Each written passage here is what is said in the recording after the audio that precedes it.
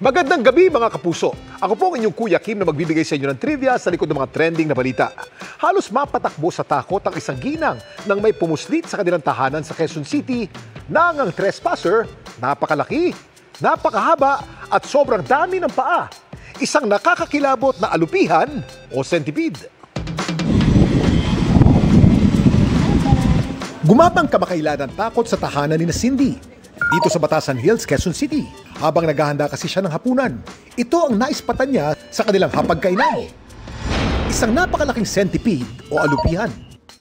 Mga ganito siya kahaba, nakakakita naman po kami ng alupihan. First time po namin makakita ng ganun po kalaki na alupihan.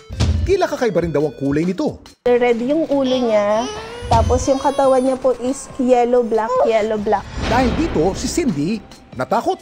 Iniisip namin baka po mas venomous po siya. Baka po mas delikado lalo na po sa baby namin. Paano kaya natakasan ni Cindy ang napakalaking alupihan? Kuya Kim, ano na? Ang centipede nagmula sa salitang Latin na centi, na ibig sabihin ay 100, at pedis, nang ibig sabihin naman ay paa. Sa kabila ng pangalan nito, alam niyo ba na hindi eksaktong 100 ang kanilang mga paa? Siguro pinakakonti, around 15 pairs. Tapos, yung ibang kapamilya nila, umaabot ng almost 200. Usually, odd number yung pairs of legs. Ang pinakamahabang centipede naman sa buong mundo, mahigit 30 centimeters o halos 12 inches ang haba. Ito ang Scolopendra gigantea mula South America. Ang mga centipede ay may taglay ding kamandag na siyang ginagamit nila upang patayin ang kanilang mga prey o biktima.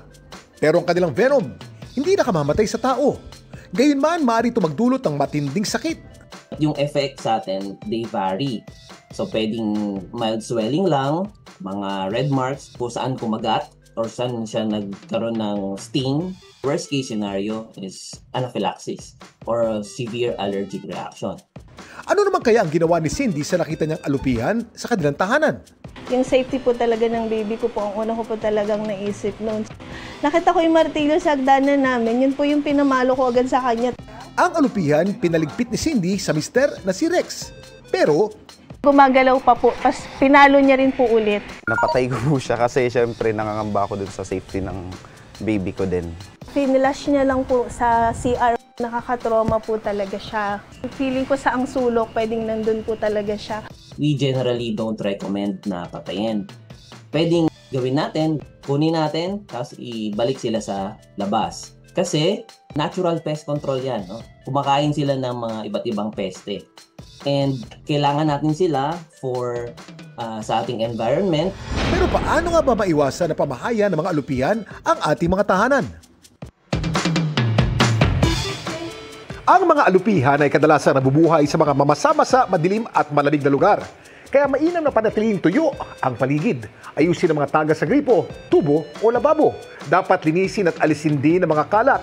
Takpan din ang mga bitak at siwang sa mga dingding, sahig at bintana na pwede nilang pamahayan. At kung paulit-ulit ang paglitaw nila kahit malinis ng bahay, kumonsulta na sa mga professional pest control service. Samantala, para malaman ang trivia sa likod ng viral na balita, i-post o i-comment lang. #Kuya Kim, ano na? Laging tandaan, kimportante ang may alam. Ako po si Kuya Kim at sagot ko kayo 24 oras.